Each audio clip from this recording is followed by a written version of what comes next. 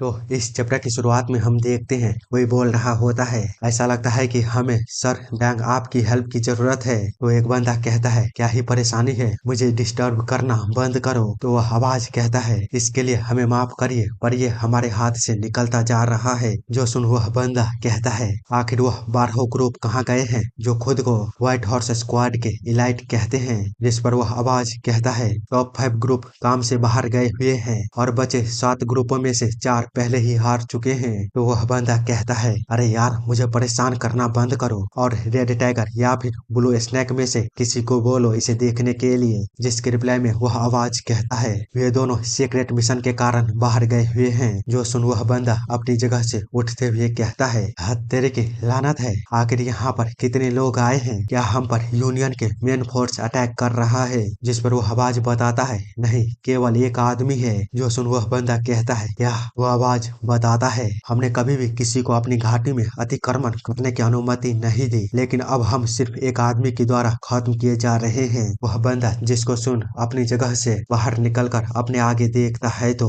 वहाँ पर काफी ही बड़ी तबाही मची हुई होती है। साथ ही सभी वॉरियर छितर बितर हुए होते हैं। वही कुछ सोल्जर अभी भी योंग को रोकने की कोशिश कर रहे होते हैं। उन सभी की इस हालत को देख वह बंदा काफी ज्यादा गुस्सा हो गया होता है और तुरंत ही अपनी जगह से छलांग मारते हुए उस ओर जाता है। इधर हम योंग को देखते हैं जो कि इतने सारे सोल्जरों को हराने के बाद भी उसके सामने जंगलों में कई सारे सोल्जर अभी भी छुपे हुए होते हैं। वह इतने सारे को देख कहता है, यह घाटी है या फिर चींटियों का सुरंग, वे कहां से आ रहे हैं, वे खत्म होने के नाम ही नहीं ले रहे हैं, आखिर वे लोग आ कहां से रहे हैं। इतना बोलते हुए जब उसे कुछ महसूस होता है तो वह तुरंत ही फाइट के लिए तैयार हो जाता है। लेकिन तभी हम देखते हैं जंगलों के बीच एक काफी बड़ा ब्लास्ट होता है, जिसको कि ऊपर से एक बंदा देख रहा काफी ही ज्यादा शौक होते हुए कहता है, अब ये क्या है। इधर वह बंदा डोंग फाइट में उतरने के बाद अपने पीछे असासिनों से कहता है, और यार मैं इन लोगों को सोल्जर असासिन कुछ भी कहूँ तो थोड़ा एडजस्ट कर लेना, क्योंकि मैं थोड़ा काफी कंफ्यूज हो जाता हूँ। खैर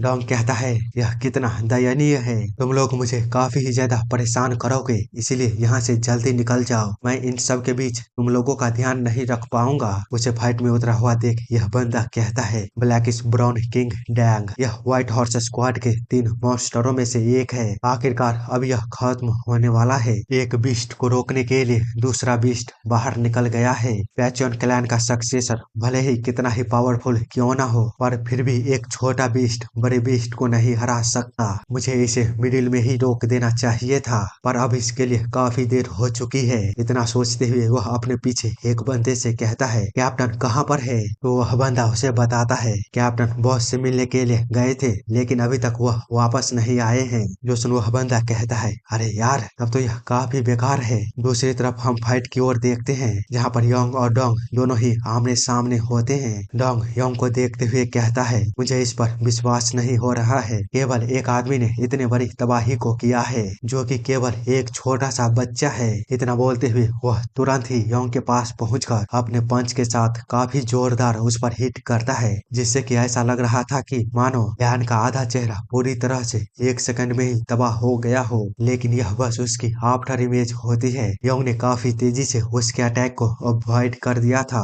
जो देख डोंग भी थोड़ी देर के लिए चौंक गया होता है। लेकिन फिर भी वह बिना किसी समय को गवाए हुए दोबारा जब अपने पंच के साथ उस पर अटैक करता है तो योंग उसके अटैक के रोकने के चक्कर में सीधे एक बड़े से चट्टान से जाकर टकराता है। वहीं डोंग उसे बिना कोई मौका दिए हुए एक बार फिर से उस पर अपने पंच के साथ अटैक करता है, जिसको रोकने के चक्कर में योंग के पीछे वाला माउंटेन पूरी तरह से टुकड़ों में बंटने लगता है और उस पर कई सारे दरार आने लगे हुए होते हैं। इतनी अधिक पावर को देख योंग भी थोड़ी देर के लिए हैरान होता है, लेकिन जब डोंग अपनी और भी अधिक पावर को बढ़ाता है तो वह माउंटेन पूरी तरह खत्म हो जाती है और उसे ऐसा लग रहा था कि वह मानो अब योंग को हरा ही दिया है, क्योंकि योंग उस माउंटेन को तोड़ता हुआ काफी पीछे तक गया होता है। लेकिन जब डोंग उस पर एक भी खरोच नहीं देखता है तो वह हैरानी के साथ कहता है, क्या मेरे आयरन चेन पंच के 70% शक्ति को लेने के बाद भी वह कैसे इस तरह खड़ा रह सकता है। तभी योंग अपने हाथों को देखता हुआ कहता है, क्या तुम व्हाइट हॉर्स स्क्वाड के लीडर हो।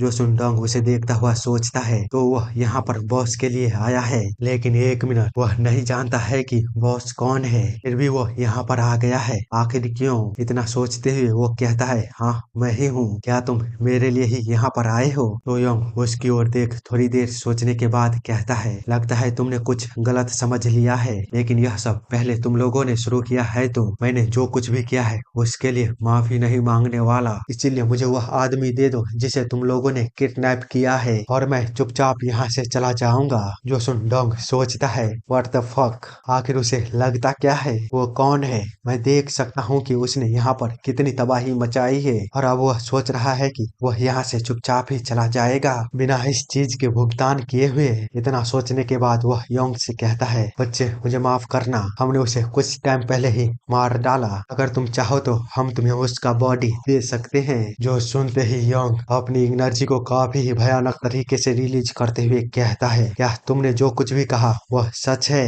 योंग की इस तरह की भयानक एनर्जी को बाहर निकलता देख डोंग कहता है, यह अविश्वसनीय है। तभी योंग आगे कहता है, मुझे बताओ क्या सच में तुमने उसे मार डाला है? पर डोंग तो उसकी बातों पर ना ध्यान देकर सोच रहा होता है, क्या यह इतनी भयानक एनर्जी उस गोलमटोल शरीर से आ रही है? उसे सिर्फ मारना यह बेकार होगा। ये सब सोचने के बाद वो कहता है, आखिर मैं तुमसे झूठ क्यों ही बोलूंगा? आगे वो कुछ बोल पाता उससे पहले ही हम देख पाते हैं डोंग को उसके मुंह से ब्लड निकलना शुरू हो गया होता है। क्योंकि डोंग आगे कुछ बोल पाता उससे पहले ही योंग ने उसके पेट पर काफी खतरनाक तरीके से अपने पंच के साथ अटैक किया होता है। साथ ही वो उससे कहता है, आज वह दिन होगा जब व्हाइट हॉर्स स्क्वाड का खात्मा होगा, क्योंकि तुम लोग एक मासूम बच्चे के फादर को मारने के बाद हंसने की हिम्मत कर रहे हो। उसके इतना बोलते ही हम देखते हैं डोंग खून की उल्टियां करते हुए जमीन पर गिर जाता है।